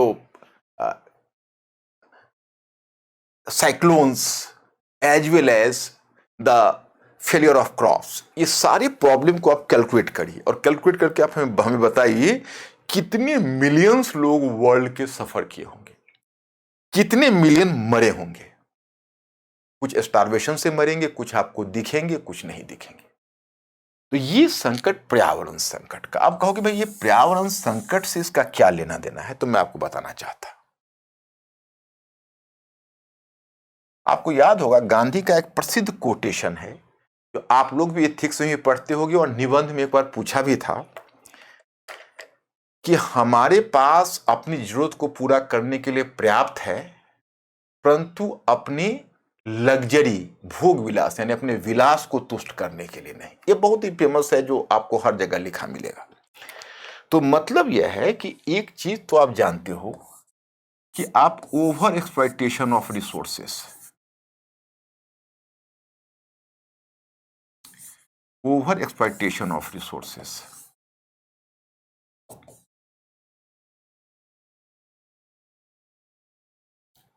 अभी जो ओवर एक्सप्लॉयटेशन ऑफ रिसोर्सेस है, इस पर जरा आप निगाह डालिए कि भाई ये इसे क्या मतलब है। मतलब यह है कि आप अगर इकोनॉमी पढ़ते हैं तो अलग पढ़ते हैं, आप इन्वायरमेंट पढ़ते हैं तो अलग पढ़ते हैं, ठीक है, आप गवर्नेंस पढ़ते हैं तो अलग पढ़ते हैं, सबको बिल्कुल अलग अलग पढ़िए, बिल्कुल वर्टिकली आपको जितनी पढ़नी है पढ़िए। लेकिन मैं आपसे आग्रह यह करूंगा कि एक कुछ कुछ जब आपकी पढ़ाई एक खास मंजिल पर पहुंच जाए तो ये इन सबको जोड़कर जानने की कोशिश करिए कि क्या इनके बीच आपस में कोई इंट्रिंसिक रिलेशन है क्या। तो आपको पता चलेगा कि भाई सबसे बड़ा पर्यावरण का सबसे बड़ा डेंजर या सबसे बड़ा विलेन पर्यावरण के लिए कौन है? कैपिटलिज्म है। कैपिटलिज्म, पूंजीवाद, कैपिटलिज्म। इसका एक ही धर्म होता है, वो है प्रॉफिट। अब प्रॉफिट है तो उसका कोई एंड नहीं है। तो आप प्रोडक्शन बढ़ाएं तो कितना बढ़ाएं, कंजम्पशन बढ़ाएं तो कितना बढ़ाएं, तो देयर इज नो लिमिट। और आप कहेंगे क्या ये कैपिटलिज्म तो कोई यूएसए ही नहीं लाया, ये तो यूरोप में ही शुरू हुआ था। राइट, ब्रिटेन में पहला इंडस्ट्रियल रेवोल्यूशन हुआ था, पहली औद्योगिक क्रांति हुई थी। उसी समय, उसी के तुरंत बाद आप देखेंगे यूएसए में शुरू हुई थी, जर्मनी में शुरू हुई थी, और जर्मनी में थोड़ा लेट गई है, वेस्टर्न यूरोप में, पहले फ्रांस बाकी देशों में हुआ। लेकिन जो सबसे बड़ा इंडस्ट्रियल पावर के रूप में इमर्ज किया ब्रिटेन के बाद, वह यूएसए और जर्मनी। फिर नौबत आ गई कि यूएसए टॉप पर हुआ, सेकंड पर जर्मनी और थर्ड पर ब्रिटेन। वो मुद्दा नहीं है। मुद्दा यह है कि जब सेकेंड वर्ल्ड वॉर के बाद, द्वितीय विश्व युद्ध के बाद, जब ब्रिटेन का पतन हो गया, तो जिसको आप कहते हो कैपिटलिस्ट मॉडल, इस कैपिटलिस्ट मॉडल का मुखिया या हेड कौन बना? यूएसए। अब पूरे कैपिटलिस्ट वर्ल्ड को आगे लीड करने के लिए आया यूएसए। और जो सोवियत रूस से जो शीत युद्ध हो रहा है, उस शीत युद्ध की जड़ में आप जाकर देखोगे तो एक बहुत बड़ा उद्देश्य था कैपिटलिस्ट मॉडल को बचाना। क्योंकि सोवियत रूस ने एक तरह से स्टेट कंट्रोल पर आधारित एक इकोनॉमी का मॉडल दिया था, जिसको आप समाजवादी अर्थव्यवस्था कहते हो। उसमें प्राइवेट प्रॉपर्टी के लिए जगह ही नहीं थी, मार्केट फोर्सेस के लिए, जिसको कहते हो बाजार की शक्तियां, उसके लिए जगह ही नहीं थी। एकदम कंट्रोल, स्टेट कंट्रोल इकोनॉमी थी। और अगर उसका यह मॉडल सक्सेसफुल हो जाता और दुनिया के बाकी देश भी कन्विंस्ड हो जाते, और फिर तृतीय विश्व के देशों में धीरे धीरे समाजवादी मॉडल की तरफ ही सभी चले जाते, तो वैसे भी कैपिटलिस्ट मॉडल जो वेस्टर्न कंट्रीज का है वो कोलैप्स कर जाता, वो समाप्त हो जाता। तो यूएसए ने उसका क्या तरीका बताया, ये पूरे कोल्ड वॉर के दरमियान देखोगे, एक साइमन कुजनेट हुआ करता था, आप लोगों ने नाम सुना होगा, आप लोग इकोनॉमी में कई बार रेफरेंस पढ़ोगे। तो उसको एक टर्म आता है, मैं थोड़ा इसको और ऊपर ले जाता हूं, फिर नीचे ले आऊंगा। इसका एक टर्म आता है कुजनेट कर्व। कुजनेट कर्व, क्योंकि देखो दुनिया के बहुत सारे ऐसे अर्थशास्त्री थे, जिसमें आपको अमर्त्य सेन भी है, जोसेफ स्टिग्लिट्ज है।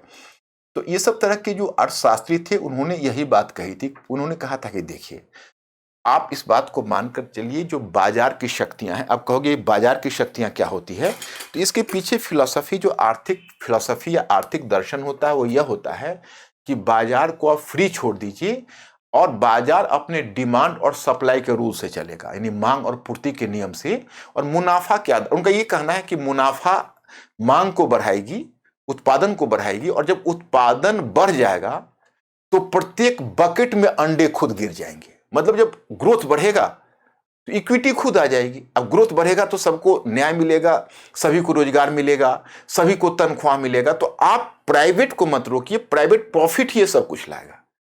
तो अब देखो, यूएसए ने इसको जस्टिफाई करने के लिए, जो साइमन कुजनेट था, जो इसके अर्थशास्त्री थे, उसने जो कुजनेट कर्व बनाया, वो कुछ इस तरह का कर्व बन रहा था, इस तरह का कर्व। इसका कहना था कि देखिए, जब हम विकास की तरफ, ग्रोथ की तरफ बढ़ेंगे, तो मार्केट फोर्सेस के अनुसार बढ़ेंगे, तो पहले इनइक्वालिटी होगी।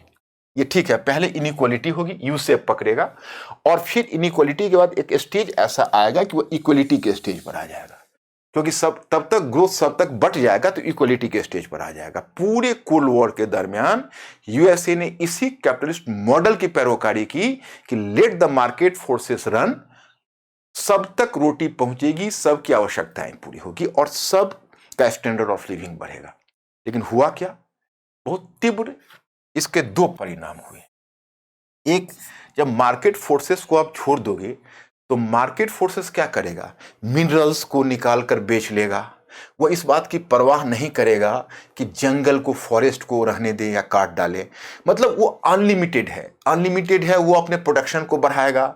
तो धीरे धीरे क्या होगा कि रिहायशी इलाका कम होता जाएगा, फैक्ट्रियां बढ़ती जाएगी, माइनिंग, खुदाई होती जाएगी, बहुत सारे लैंड को एग्रीकल्चर लैंड में कन्वर्ट किया जाता रहेगा। और एग्रीकल्चर लैंड बनाने के लिए माइनिंग के पर्पज से और प्लस इंडस्ट्रीज को एस्टेब्लिश करने के लिए जंगल कटने लगेंगे। तो इसके दो खामियां होगी। एक तो इनका कैपिटलिस्ट सिस्टम के कारण आर्थिक विषमता बढ़ेगी। अब आप ही बताइए, जब आर्थिक विषमता बढ़ेगी तो क्या सामाजिक शांति रह सकती है? कभी नहीं रह सकती। आर्थिक विषमता बढ़ेगी तो जिन्हें रोटी नहीं मिलेगी, जो डिप्राइव्ड क्लास होगा, वो तो हर तरह का हथकंडा अपनाने के लिए तैयार हो जाएगा। तो एक आर्थिक विषमता बढ़ी, और दूसरा इसका परिणाम हुआ पर्यावरण संकट। मैंने आपको बताया था कि देखो, जिस समय ये कॉन्सेप्ट आया था जीडीपी का सेकेंड वर्ल्ड वॉर के मध्य, उसी समय, हालांकि उस अर्थशास्त्री को 1984 में नोबेल प्राइज भी मिला था, लेकिन जब नोबेल प्राइज के समय, वो सेकेंड वर्ल्ड वॉर के समय कॉन्सेप्ट लाया था, क्योंकि इमरजेंसी में लाया था कि जल्दी कैसे प्रोडक्शन को कैलकुलेट करें, तो जीडीपी का कॉन्सेप्ट, सकल घरेलू उत्पाद। लेकिन बाद में उसने खुद ही अपने स्पीच में कहा था कि देखिए, ऐसा है कि अभी तो हमने जीडीपी ला दिया है ओवरऑल प्रोडक्शन को कैलकुलेट करने के लिए, लेकिन इसमें पर्यावरण काउंट नहीं होता है, इसमें common people, labour exploitation count नहीं होता है। तो हमें इससे थोड़ा एक बेहतर मॉडल बनाना है जिसमें हम उसके नेगेटिव्स को भी काउंट कर सके। जैसे केवल आप 10% ग्रोथ देख रहे हो, परंतु किस कीमत पर ग्रोथ, उसने क्या क्या क्षतिग्रस्त किया। खैर, बाद में चलिए, अब ग्रीन जीडीपी का कॉन्सेप्ट भी आया, लेकिन बहुत बाद में आया, और भी कहां ईमानदारी से हम उसका पालन कर रहे हैं। आज भी हम वही पुराने जीडीपी के ही मेथड से बढ़ रहे हैं।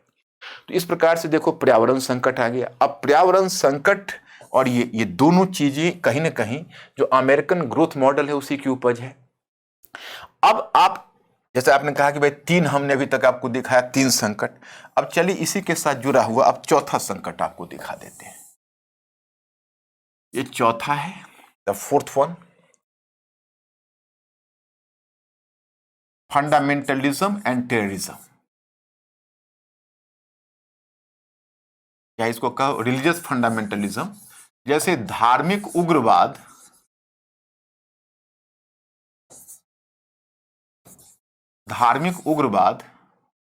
एंड टेररिज्म, आतंकवाद।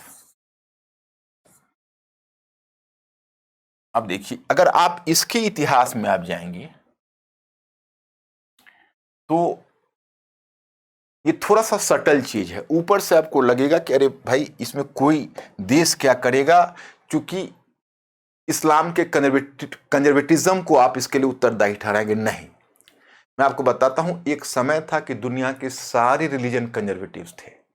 आप क्रिश्चियनिटी को देखिए, जो आज पूरे दुनिया को सिविलाइज करने की बात करता है। धर्म के नाम पर प्रोटेस्टेंट और रोमन कैथोलिक के बीच यूरोप में बहुत ज्यादा लहू बहा है, बहुत ज्यादा हिंसा हुई है। आप वर्ल्ड हिस्ट्री को पीछे देखिए, आपको पता चलेगा। लेकिन एक समय क्या है, जब वहां रेनेसा हुआ, पुनर्जागरण हुआ, लेकिन वहां उनका पुनर्जागरण हुआ, धर्म सुधार आंदोलन हुआ या उनका प्रबोधन हुआ, उसी समय उनकी इकोनॉमी भी ग्रो कर रही थी, वहां भी बहुत रेजिस्ट हुआ था। वहां का भी जो रोमन कैथोलिक चर्च है, इतनी आसानी से नहीं छोड़ा था। लेकिन जब धीरे धीरे डेवलपमेंट होने लगा, लोगों तक जब लोगों की इकोनॉमिक प्रॉस्पेरिटी बढ़ने लगी, मध्य वर्ग मजबूत होने लगा, तो धीरे धीरे यूरोप में बदलाव आ गया। दुनिया के बाकी देश भी कष्ट में थे, लेकिन जैसे इंडिया देखो, साउथ ईस्ट एशिया देखो, तो उन सभी ने अपने मॉडल को अपना लिया। अब एशिया अफ्रीकन कंट्रीज में बहुत सारे देश ऐसे थे जो इस्लाम, जहां पर इस्लाम धर्म प्रिवेल कर रहा था, और इस्लाम में थोड़ा सा धार्मिक पहचान पर ज्यादा स्ट्रांग था बाकी रिलीजन की तुलना में। जो बाकी दुनिया के जैसे हिंदुइज्म है, बाकी वहां पर धार्मिक पहचान ज्यादा स्ट्रांग थी। लेकिन एक सच्चाई यह भी है कि यूरोपीय कंट्रीज ने तीन तरीके से वहां पर प्रॉब्लम पैदा किया। एक तो देखिए, एक तो वो उपनिवेश के रूप में काफी एक्सप्लॉइटेड हो चुके थे। आप अल्जीरिया से लेकर ट्यूनीशिया तक, जितने भी कंट्री देखे, लीबिया तक, वो सब पुराने उपनिवेश हैं। एक उपनिवेश के शोषण के कारण वैसे भी वहां पर आर्थिक विषमता और कष्ट तो पहले से ही था। खैर चलिए, उसमें से एक फॉर्चुनेट कंडीशन क्या हुआ, उसमें से बहुत सारे कंट्रीज को हाइड्रोकार्बन, जिसको आप कहते हो पेट्रोलियम, वो पेट्रोलियम भंडार निकल गया। तो जब पेट्रोलियम भंडार निकल गया तो अब इन्होंने क्या किया कि उस जगह पर, चूंकि उनके पास रिसोर्सेस तो थे, परंतु उस रिसोर्सेस को एक्सट्रैक्ट करने का साधन नहीं था, उनके पास तकनीकी नहीं थी। तो धीरे धीरे अमेरिका, ब्रिटेन सभी ने अपनी अपनी कंपनी बनाई और कंपनी लेकर पहुंच गए, कहा कि आपके तेल का शोधन हम करेंगे और आपको भी खिलाएंगे, थोड़ा बहुत हम भी खाएंगे। उन्हें भी बहुत लॉजिकल प्रतीत हुआ।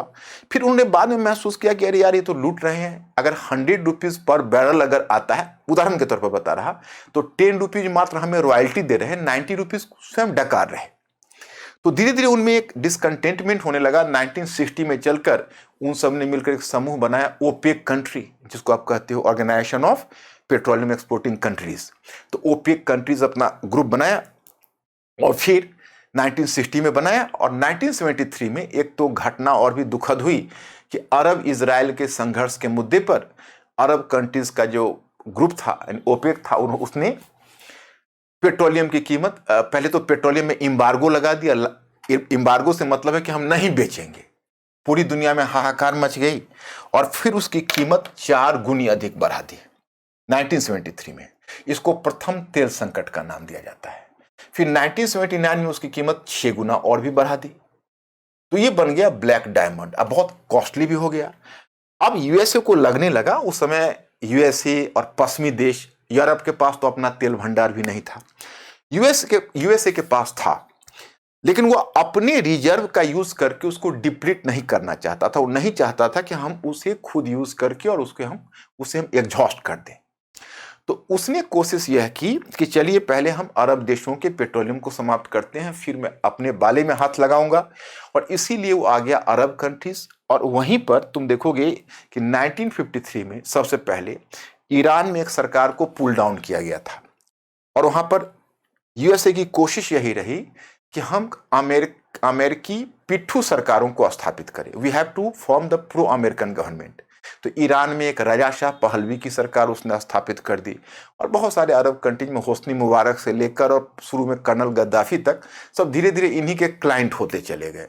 तो उससे क्या हुआ कि इन्होंने अपना एक पूरा मार्केट बना लिया और वो अपना दबदबा अरब कंट्रीज पर रखते थे। तो जब उनका जो पेट्रोलियम भंडार, जब धीरे धीरे जब उनका शोषण हुआ, अब देखो जैसे इजिप्ट है, तो इजिप्ट में तो चलो पेट्रोलियम भंडार वाली बात नहीं, लेकिन सऊदी अरेबिया है, तो वहां पर के जो कंजर्वेटिव एलिमेंट्स है उसका पनाहगार कौन बना? यूएसए ने उनको पैट्रोनाइज किया, वहां के कंजर्वेटिव एलिमेंट्स को बनाए रखा, क्योंकि यूएसए रेडिकलाइजेशन से डर रहा था।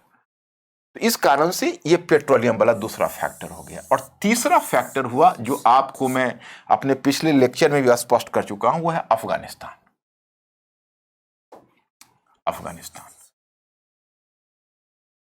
तो अभी देखिए अफगानिस्तान में उन्होंने जो किया वह मैं शॉर्ट में 2 मिनट में आपको बता देता हूं कि अफगानिस्तान का स्ट्रेटेजिक इंपॉर्टेंस बहुत ज्यादा था, सामरिक महत्व, उसका लोकेशन आप देख रहे हो। तो अब अफगानिस्तान में समस्या यह आ गई कि वहां पर एक प्रो कम्युनिस्ट गवर्नमेंट स्थापित हो गया जो सोवियत रशिया से लगाव रखता था, उससे जुड़ाव रखता था। तो किसी प्रो रशियन गवर्नमेंट की स्थापना, एक कम्युनिस्ट गवर्नमेंट की स्थापना अमेरिका को और कुछ और भी पश्चिमी देश थे उसको नागवार गुजरा कि अरे ऐसे में तो अफगानिस्तान उनके प्रभाव क्षेत्र में चला जाएगा। तो हमें याद है, हम उसको तो बहुत पहले से फॉलो कर रहे। उस समय तक खैर जिस समय ये घटना हुई थी वो उस समय मैं बहुत एक्टिव नहीं था, लेकिन उतनी समझ नहीं थी। तो 1979 की बात बता रहा। उस समय हम लोग बिलो 10 थे, तो उतनी तो अंतर्राष्ट्रीय बातों की समझ नहीं होती थी। न्यूज़ वगैरह में कुछ सुनते थे लेकिन कोई खास नहीं। लेकिन आगे चलकर धीरे धीरे हमने उस पूरे न्यूज़ को फॉलो किया है। हम उसको फॉलो कर रहे 1984 से फॉलो कर रहे लगातार। तो उस क्रम में हमने एक बात यह देखी कि एक्चुअली उसमें कम्युनिस्ट पार्टी सोशलिस्ट कंट्रीज था, उसमें दिलचस्पी विशेष कर रखते थे क्योंकि सोवियत रशिया बहुत फ्रेंडली कंट्री लगता था। तो बड़ी खुशी होती थी सोवियत रशिया को देखकर। हमेशा एक युवा मानसिकता थी कि सोवियत रूस जीते, उसकी जीत हो हमेशा हर मोर्चे पर। तो उसमें हुआ ऐसा कि उस समय एक अमेरिकन नेशनल सिक्योरिटी एडवाइजर हुआ करता था, और उसका नाम था ब्रेजनिस्की। तो जो ब्रेजनिस्की था वह कहीं ना कहीं उसके मन में गेम प्लान चल रहा था। जब वहां पर एक कम्युनिस्ट गवर्नमेंट स्थापित थी और अफगानी लोग शुरू में उसके विरुद्ध नहीं थे। कहानी यूं शुरू हुई कि चूंकि ब्रेजनिस्की स्वयं पोलैंड से था, और अगर आप देखोगे तो इतिहास में बर्डन ऑफ हिस्ट्री मैंने आपको बताया है, तो पोलैंड उस समय आजादी के लिए प्रयत्न कर रहा था। आजादी का मतलब यह है कि सोवियत रूस के पूरे ग्रुप में, गुट में वो शामिल था, और सोवियत रूस तो अपने पूर्वी यूरोप के समाजवादी देशों को भी एक तरह से अपना क्लाइंट कंट्री बनाया हुआ था, और वहां पर एक कम्युनिस्ट गवर्नमेंट ऊपर से स्थापित की हुई थी। तो धीरे धीरे वहां पर एक लेक वालेशा करके ट्रेड यूनियन लीडर था, उसने एक डेमोक्रेटिक मूवमेंट चला दिया था। तो सोवियत रूस जब तक मजबूत रहता तब तक पोलैंड को आजादी नहीं मिलती कम्युनिस्ट गवर्नमेंट से। तो अब ब्रेजनिस्की के दिमाग में एक योजना आई कि हम सोवियत रूस को अफगानिस्तान में फंसा देते हैं, उसको उलझा देते हैं ऐसा कि सोवियत रूस खुद ही बर्बाद हो जाएगा और फिर पोलैंड पर उसका ध्यान नहीं रहेगा। वही हुआ। उसने क्या किया कि यहां से कुछ अमेरिकन गार्ड्स भेजे चुपके से वेपन्स के साथ कि वहां पर बलवा करो। तो और यह अनुमति उसको जिमी कार्टर जो अमेरिकन प्रेसिडेंट है उससे भी मिली हुई थी।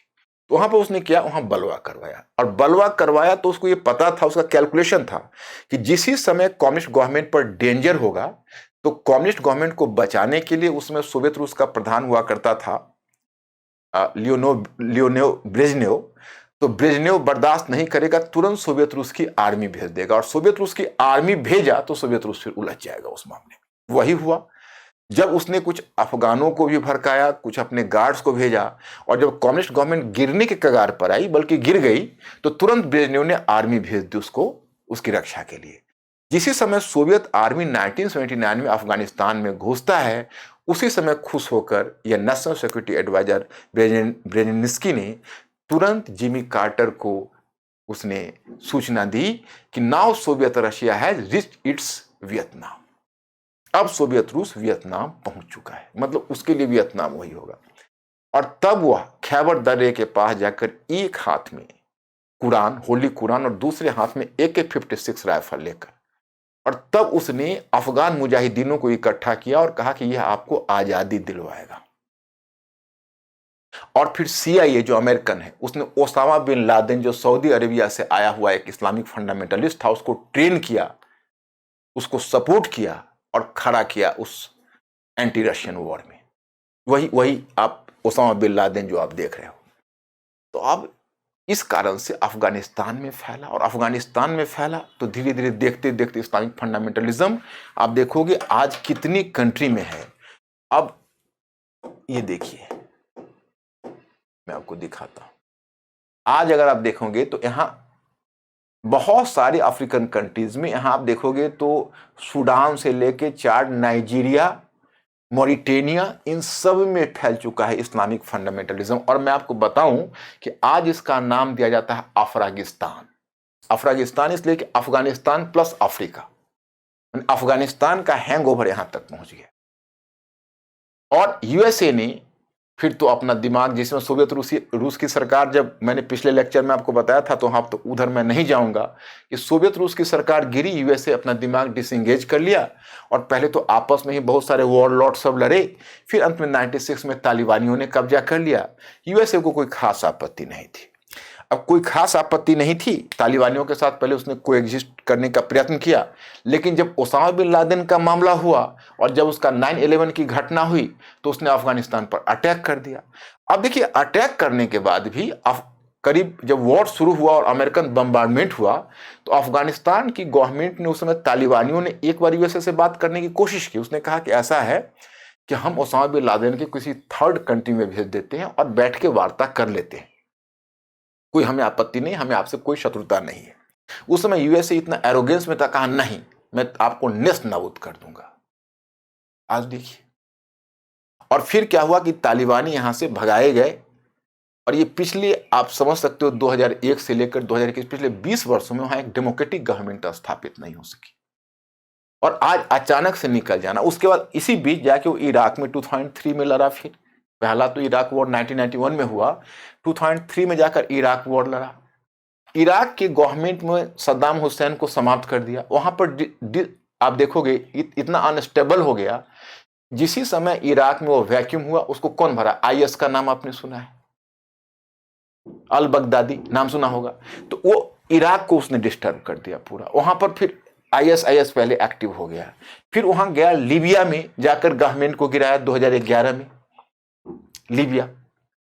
और लीबिया में जिस समय कर्नल गद्दाफी की सरकार पुल डाउन हुई, वहां पर ट्राइबल कॉन्फ्लिक्ट छिड़ गया। और तब सीरिया आया। सीरिया में थैंक्स गॉड कम से कम ये बशर उल असद रहा, इसलिए आप देखते हो कि सीरिया में फिर भी शांति है। जब वो उसने अमेरिका ने कंडीशन रखा था कि बशर उल असद को हटाया जाए, तो फिर क्या होता? वही अशराफ घनी टाइप का कोई कमजोर रूलर होता, वो तुरंत हट जाता। बशर उल असद अशराफ घनी नहीं है। उसने सीरिया में अपने पावरफुल ग्रिप को बनाए रखा है। इस कारण से सीरिया में अभी उतना अनस्टेबल नहीं हुआ है। पूरी दुनिया में ये चीज फैल चुकी है। तो आज बच्चों, हमारे इस वर्ल्ड के लिए 4 बड़े डेंजर हैं। एक डेंजर काउंट करिए, हमने कौन सा बताया था, फिर पीछे चलते हैं। वो डेंजर हमने कौन कौन सा डेंजर बताया था? एक बताया था, फिर पीछे आते हैं।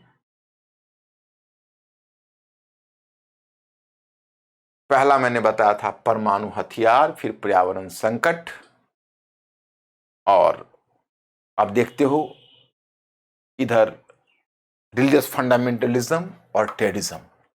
तो मतलब यह उठता है कि आज जो दुनिया के 4 बड़े डेंजर, हाँ एक डेंजर में और भी मैं चर्चा कर दूं, वह शायद मैंने उसकी चर्चा अभी नहीं की है, लेकिन मैं आपको बताऊं कि पर्यावरण संकट से जुड़ा हुआ ही मुद्दा है। मैं आता हूं, देखिए। एक हम लोग देख रहे हैं पैंडेमिक।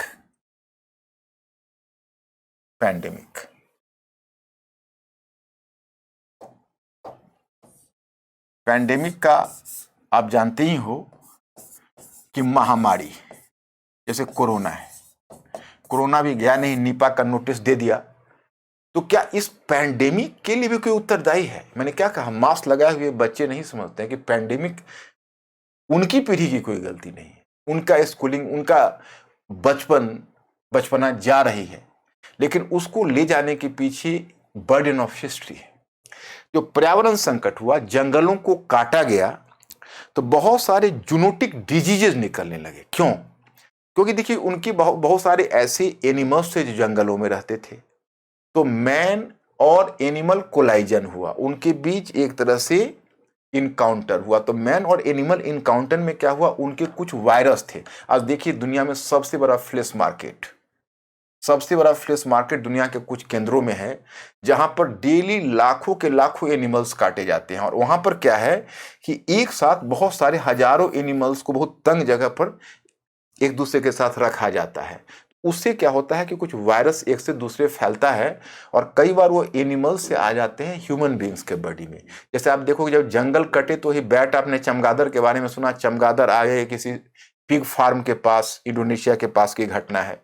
और पिग फार्म में जाकर उन्होंने पहले पिग को पकड़ा, और पिग से फिर पकड़ लिया जो पिग को जो टेक केयर करते थे, उनके जो अटेंडेंट्स थे, जो उनके एम्प्लॉइज थे, उनको इन्फेक्शन हुआ और वहीं से वो बीमारी फैल गई। तो ये जो देखते हो, इसके पीछे भी तो कहीं, जैसे पर्यावरण संकट ने नेचुरल डिजास्टर लाया, तो वही पर्यावरण संकट ने पेंडेमिक भी लाया। अभी हमने अतीत को देखा, अब इस अतीत को आधार बनाकर भविष्य को देखें। बर्डन ऑफ हिस्ट्री यहां से क्या हो सकता है? हमने पीछे देखा कि हमारे हिस्ट्री का जो बर्डन है, वो पूरी कीमत अभी हमसे मांग रहे। अब जो बर्डन बन रहा है, वो भविष्य में कीमत मांगेगा। आप लोग रोज न्यूज सुनते हो, आपने 2-3 बातें गौर करने वाली है आपके लिए। एक, आपने देखा कि पंजशीर घाटी का डिक्लाइन हो गया, जो वहां पूरी तरह से तालिबानियों का कब्जा हो गया।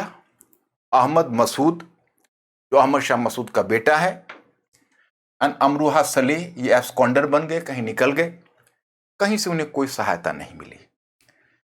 यह वही नॉर्दर्न अलायंस के पार्ट थे जिसको कभी यूएसए ने यूज करके छोड़ दिया, और यह वही नॉर्दर्न अलायंस के पार्ट थे जब यूएसए के डिसंगेज होने के बाद जब तालिबानी आए, तो तालिबानियों को काउंटर बैलेंस करने के लिए इंडिया, रूस और ईरान ने मिलकर इस नॉर्दर्न अलायंस को सहारा दिया था। आज दुनिया में उसे कहीं सहारा नहीं मिला। सबसे ताज्जुब की एक बात यह है कि वेस्टर्न कंट्रीज कर रहे हैं, जिसमें यूएसए भी है। हमने एंथोनी ब्लिंकेन का जो स्पीच सुना तो आई वॉज शॉक्ड। जब मैंने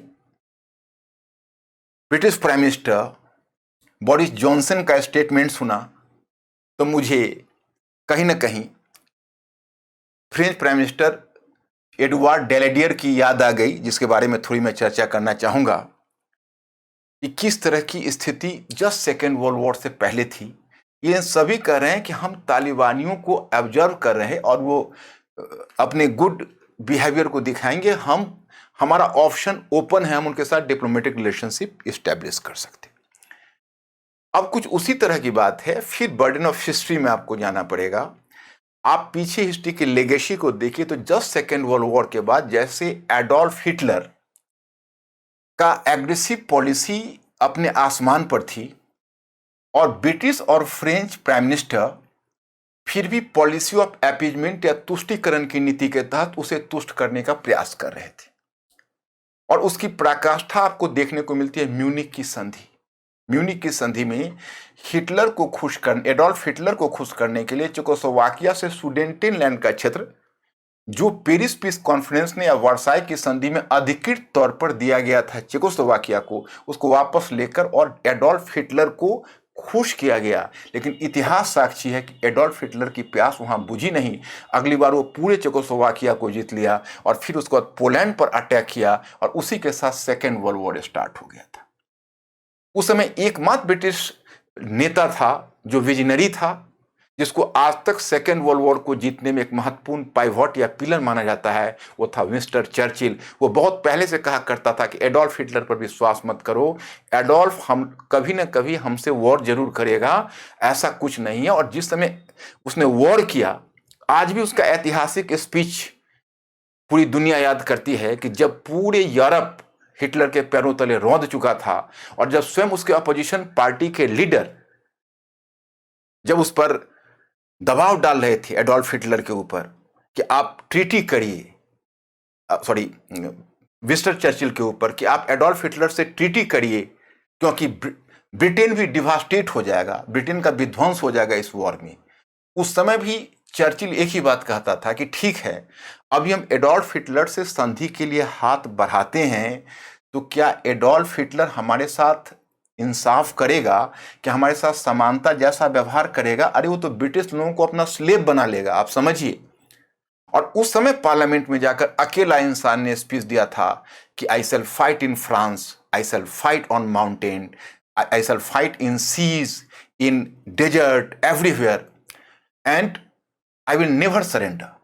ये उसका फेमस स्पीच आज भी आप जाएंगे तो आज चर्चिल की स्पीच मानी जाती है।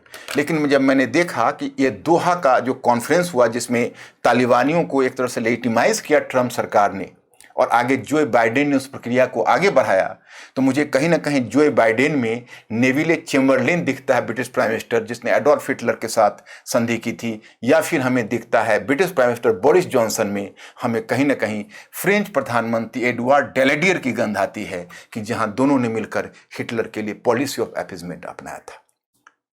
अब देखिए, कल मैंने किसी टीवी चैनल पर वियॉन पर मैं सुन रहा था, एक सीक्रेट खुलासा हुआ है कि पंजशीर की वैली में पाकिस्तान की आर्मी और हेलीकॉप्टर ने डायरेक्ट काम किया है। मैं बहुत पहले पिछले लेक्चर में आपको कहा था कि तालिबानियों का नंबर जिस ढंग से स्वेलअप हो रहे हैं, यह केवल और केवल तालिबानी नहीं है, इसमें पाकिस्तानी सोल्जर्स भी है। उस समय तक कोई भी मीडिया से यह बात नहीं उभर कर आ रही थी। मैंने कई सोर्सेज से उसका अनुमान किया था और यह बात मैंने उसी समय बताई थी, आपको याद होगा मेरे उस स्पीच में। और आज वो सिद्ध हुआ कि पाकिस्तानी हेलीकॉप्टर ने, उसके ड्रोन ने काम किया है वहां पंजशीर में और उसके सोल्जर्स ने काम किए। और आज वही तालिबानी, अब स्टेटमेंट ये खुलासा हुआ है, यह सत्य कि उसने कश्मीर और उसके बीच, पंजशीर के बीच एक डील हुआ है, सीक्रेट डील पाकिस्तान और अफगानिस्तान के बीच, कि पंजशीर के बदले कश्मीर। अब बताएं कितनी कितनी कितनी खतरनाक बात है पूरी दुनिया के लिए। देखिए, अभी जो ब्रिटेन, अमेरिका, इन सब की पॉलिसी है, वो लोग क्यों इतिहास के बर्डन ऑफ हिस्ट्री को नहीं समझ पा रहे कि आगे वह कौन ऐसा कुछ करने जा रहा है, इसकी कीमत पूरी वर्ल्ड को चुकानी पड़ेगी। फिर यह बात वो नहीं समझ पा रहे। हमें एक स्टेटमेंट याद आ जाता है जो आपसे मैं शेयर करना चाहता। एक घटना है कि जब हिटलर की नाजी पार्टी और एडोल्फ हिटलर जब विभिन्न समूहों को पकड़कर उन्हें कंसंट्रेशन कैंप में बंद कर रहा था, जेल में बंद कर रहा था और टॉर्चर कर रहा था। एक पहले खैर नाजी सिंपैथाइजर हुआ करता था, बाद में बहुत हॉस्टाइल हो गया, उसको भी हिटलर के कंसंट्रेशन कैंप में 7 ईयर्स तक रहना पड़ा था। उसका नाम था, मैं आपको उसका नाम बताना चाहूंगा, उसका नाम था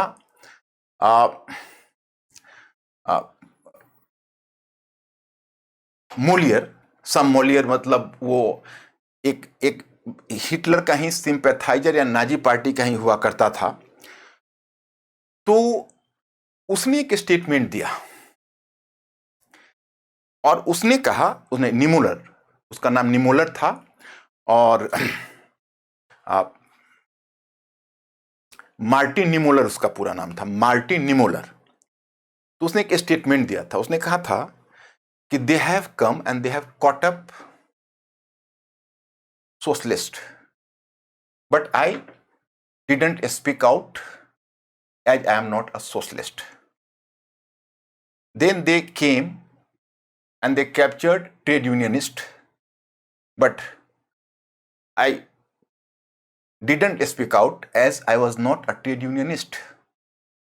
Then they came finally and caught up Jews, but I didn't speak out because I was not a Jew. But this time they have caught up me and I am just looking forward and looking around, but no one is there to speak on my behalf now. मैंने समझ सकते हैं आप मेरे statement को कि पहले Hitler ने, नाजी पार्टी ने सोशलिस्टों को पकड़ा, उन्हें टॉर्चर किया, उन्हें कंसंट्रेशन कैंप में भेजा, उन्हें जेल में भेजा। तो मैं इसलिए नहीं बोला कि बाकी को लगता था कि चलो उस तो सोशलिस्ट को कर रहे हैं, हम क्या हैं। चाइना समझ रहा है इंडिया के कश्मीर की बात हो रही है, लेकिन जब बात ऊंट जब पहाड़ के नीचे आएगा, उनके उइघुर्स के ऊपर पड़ेंगे, फिर उनको इसके कीमत चुकानी पड़ेगी। रूस को यह बात कुछ कुछ समझ में अब आने लगी है और यूएसए को लगता है कि मैं बहुत दूर बैठा हुआ हूं, लेकिन यह भी उसको ध्यान रखना चाहिए कि 9/11 के समय भी वह एक दूसरे महाद्वीप में अटलांटिक पार बैठे हुए थे। आज के इस ग्लोबलाइज्ड वर्ल्ड में कोई सेफ नहीं है और आप जानते हो कि आज इंटरनल सिक्योरिटी का मतलब सिर्फ और सिर्फ आपको वेपन से डिफेंस नहीं है, आज उसका दायरा बहुत बड़ा हो गया है। तो फिर वही कहा कि ट्रेड यूनियन वालों को पकड़ा, उस समय भी हमने यही कहा कि कोई बात नहीं है, हम तो ट्रेड यूनियन वाले नहीं हैं। और जब उन्होंने यहूदियों को पकड़ के कंसंट्रेशन कैंप में लाया तो भी हमने यही कहा कि नहीं, मैं यहूदी नहीं हूं। और जब मुझे पकड़ा तो मैं चारों तरफ देख रहा हूं तो कोई है ही नहीं, क्योंकि सब पकड़े जा चुके हैं। अब मुझे बचाने वाला, मेरी तरफ से बोलने वाला कोई नहीं। तो 1 by 1 वही सभी का हाल होने वाला है। हम यही उम्मीद करते हैं कि गुड सेंस प्रिवेल करेगा, फिर कोई ना कोई चर्चिल खड़ा होगा जो डिसबिलीव करेगा और कम से कम दुनिया को एक ऑर्डर की तरफ ले जाएगा। यही उम्मीद के साथ आज मैं लेक्चर को समाप्त करता हूं। मैं फिर वीकली तो नहीं, लेकिन जब कोई इस तरह का इंपॉर्टेंट टॉपिक होगा तो आपसे जरूर मिलूंगा। Thank you very much.